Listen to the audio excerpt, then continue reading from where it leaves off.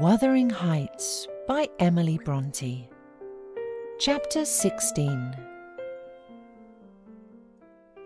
About 12 o'clock that night was born the Catherine you saw at Wuthering Heights, a puny 7 months child, and 2 hours after the mother died, having never recovered sufficient consciousness to miss Heathcliff or know Edgar. The latter's distraction at his bereavement is a subject too painful to be dwelt on. Its after-effects showed how deep the sorrow sunk. A great addition in my eyes was his being left without an heir. I bemoaned that as I gazed on the feeble orphan, and I mentally abused old Linton for, what was only natural partiality, the securing his estate to his own daughter, instead of his son's. An unwelcomed infant it was, poor thing. It might have wailed out of life, and nobody cared a morsel during those first hours of existence. We redeemed the neglect afterwards, but its beginning was as friendless as its end is likely to be. Next morning, bright and cheerful out of doors, stole softened in through the blinds of the silent room, and suffused the couch and its occupant with a mellow, tender glow. Edgar Linton had his head laid on the pillow and his eyes shut.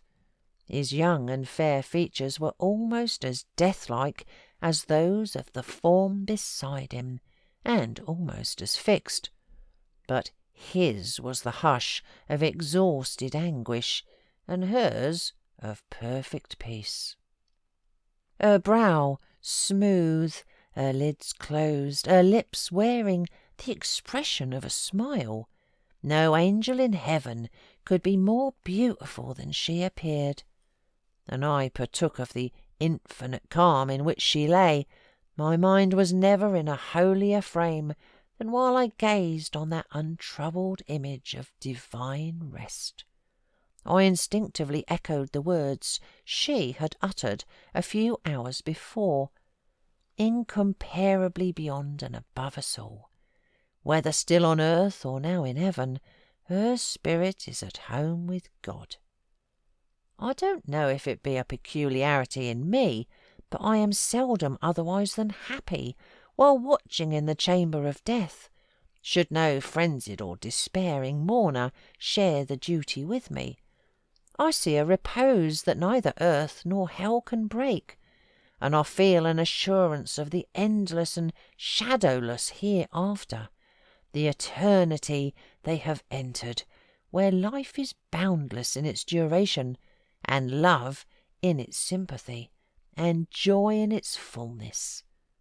I noticed on that occasion how much selfishness there is even in a love like Mr. Linton's, when he so regretted Catherine's blessed release. To be sure, one might have doubted, after the wayward and impatient existence she had led, whether she merited a haven of peace at last. One might doubt in seasons of cold reflection, but not then, in the presence of her corpse. It asserted its own tranquillity, which seemed a pledge of equal quiet to its former inhabitant. Do you believe such people are happy in the other world, sir? I'd give a great deal to know. I declined answering Mrs. Dean's question, which struck me as something heterodox. She proceeded. Retracing the course of Catherine Linton, I fear we have no right to think she is, but we'll leave her with her Maker. The master looked asleep, and I ventured soon after sunrise to quit the room and steal out to the pure, refreshing air. The servants thought me gone to shake off the drowsiness of my protracted watch. In reality, my chief motive was seeing Mr. Heathcliff. If he had remained among the larches all night, he would have heard nothing of the stir at the Grange, unless perhaps he might catch the gallop of the messenger going to Gimmerton. If he had come nearer, he would probably be aware, from the lights flitting to and fro, and the opening and shutting of the outer doors, that all was not right within. I wished yet feared to find him. I felt the terrible news must be told, and I longed to get it over, but how to do it I did not know.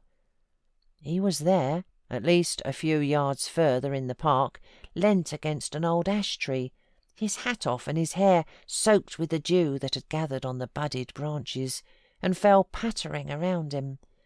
He had been standing a long time in that position, for I saw a pair of owls passing and repassing scarcely 3 feet from him, busy in building their nest, and regarding his proximity no more than that of a piece of timber.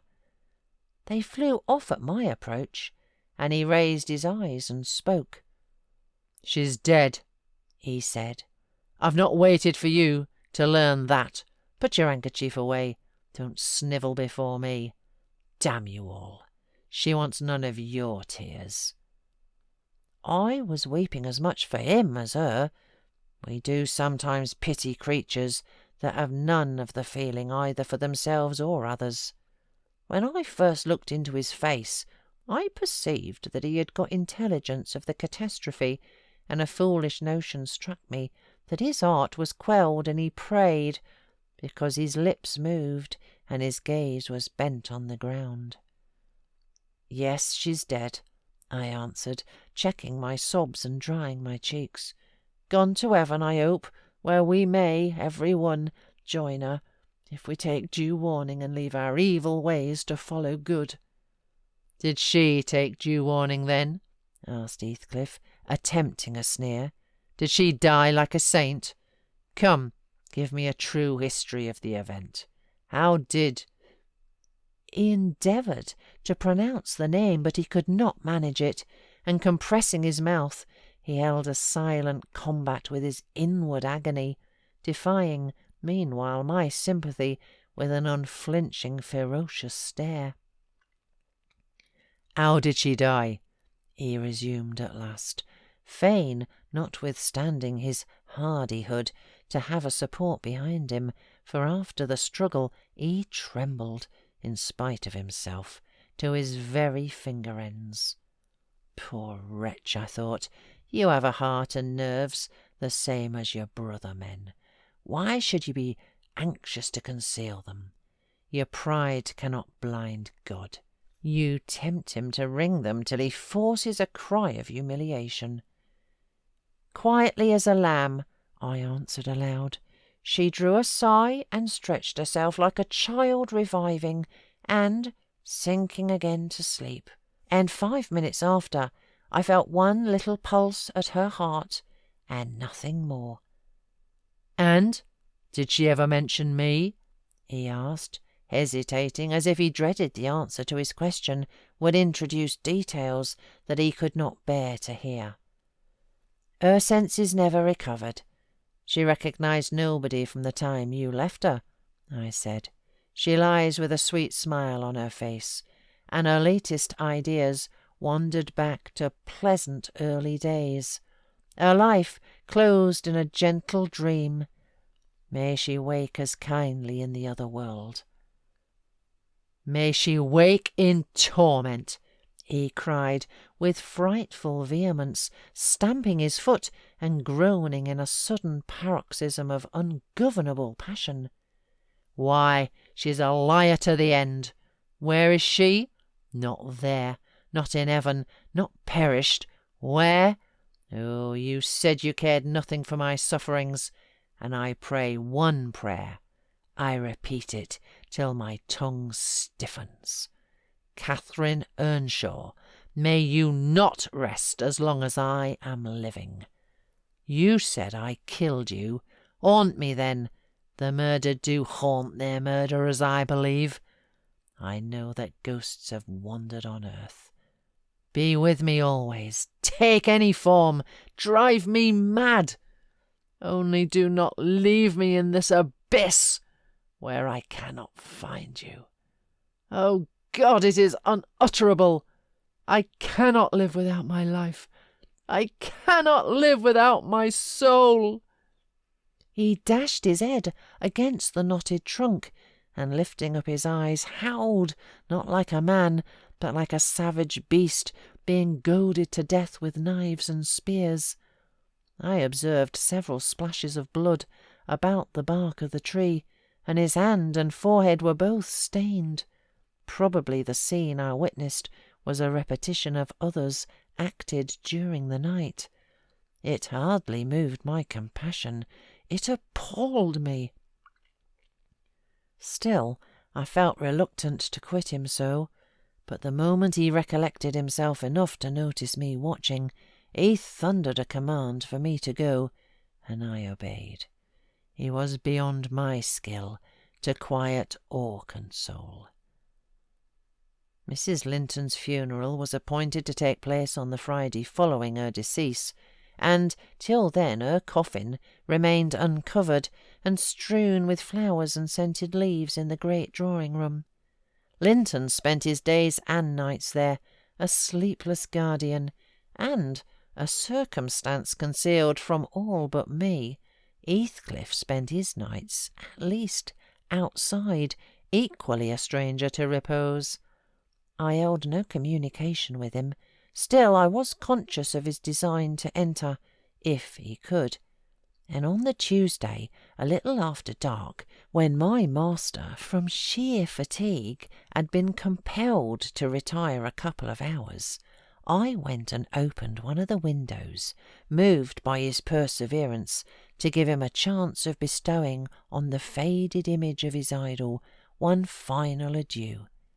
He did not omit to avail himself of the opportunity, cautiously and briefly, too cautiously to betray his presence by the slightest noise. Indeed, I shouldn't have discovered that he had been there, except for the disarrangement of the drapery about the corpse's face, and for observing on the floor a curl of light hair, fastened with a silver thread, which, on examination, I ascertained to have been taken from a locket hung round Catherine's neck. Heathcliff had opened the trinket and cast out its contents, replacing them by a black lock of his own. I twisted the two and enclosed them together. Mr. Earnshaw was, of course, invited to attend the remains of his sister to the grave. He sent no excuse, but he never came, so that besides her husband, the mourners were wholly composed of tenants and servants. Isabella was not asked. The place of Catherine's interment, to the surprise of the villagers, was neither in the chapel under the carved monument of the Lintons, nor yet by the tombs of her own relations outside. It was dug on a slope in a corner of the kirkyard, where the wall is so low that heath and bilberry plants have climbed over it from the moor, and peat mould almost buries it. Her husband lies in the same spot now, and they each have a simple headstone above and a plain grey block at their feet, to mark the graves.